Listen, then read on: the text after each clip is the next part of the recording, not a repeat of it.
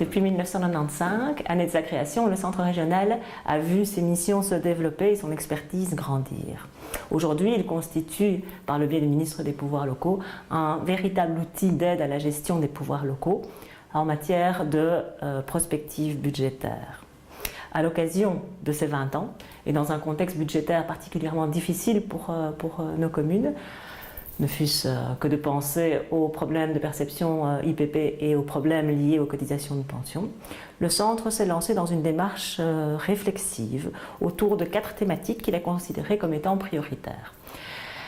Cette démarche s'est concrétisée par 4 ateliers de réflexion auxquels participaient la DGE5, l'Union des villes et des communes, des directeurs généraux, des directeurs financiers, voire des mandataires locaux, des communes que le centre suit dans le cadre de ses missions plan de gestion.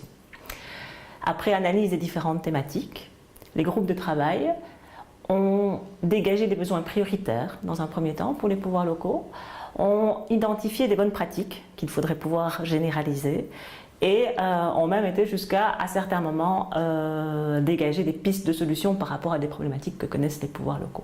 Alors, suite à tout ce travail, je souhaite vraiment remercier l'ensemble des collaborateurs du CRAC qui se sont investis dans cette réflexion et l'enthousiasme tant de la DGE5, de l'Union des villes, que des représentants des pouvoirs locaux, qui ont vraiment marqué un intérêt et apporté leur contribution et leur expertise à la réflexion. Je souhaite aussi remercier le ministre Paul Furlan et ses collaborateurs pour l'intérêt et le soutien dont il a fait état par rapport à notre démarche.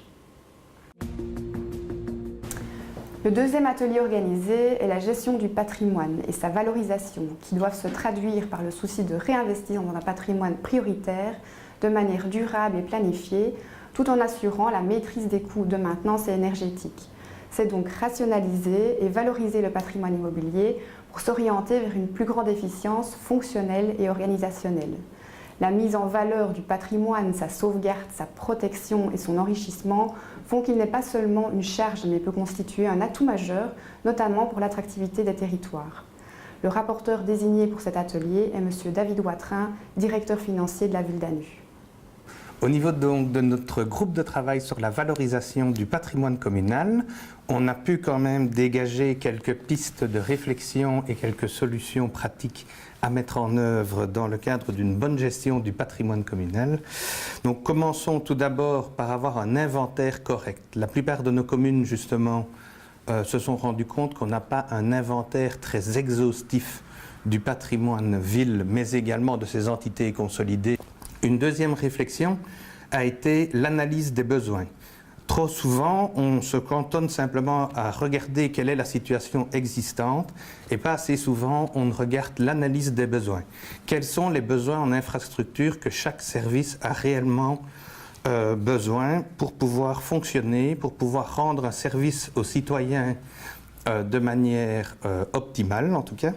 Une des réflexions était qu'il ne fallait pas justement avoir peur de vendre des bâtiments qui étaient trop vétustes pour pouvoir être rénovés et pouvoir faire des économies d'énergie, par exemple par de l'isolation, mais qu'il fallait ne pas hésiter à les vendre pour pouvoir réinvestir le produit de cette vente dans des nouveaux bâtiments.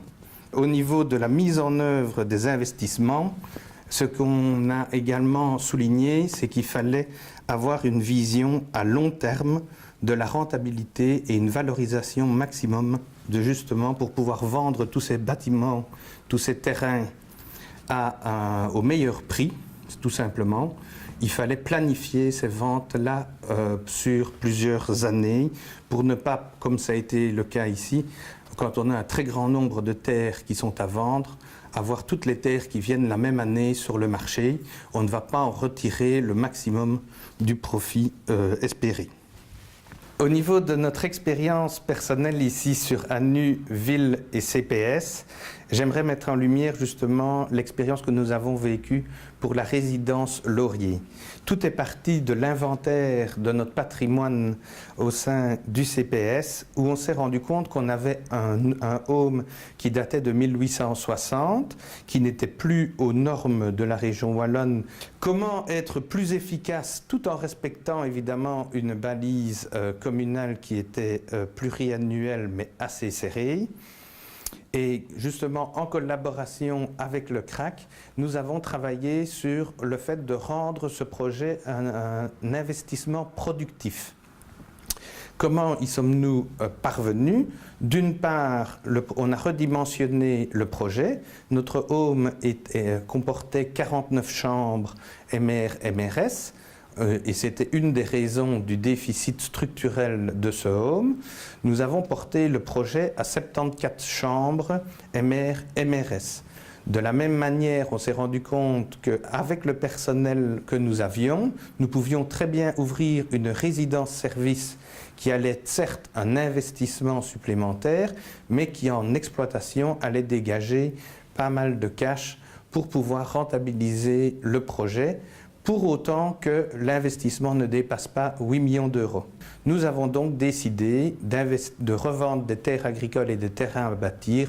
Un deuxième exemple qui est frappant et qui va être mis en place dans les tout prochains jours, puisque les travaux devraient commencer d'ici une dizaine de jours, c'est au niveau de la crèche et de la MCAE, toujours de notre CPS.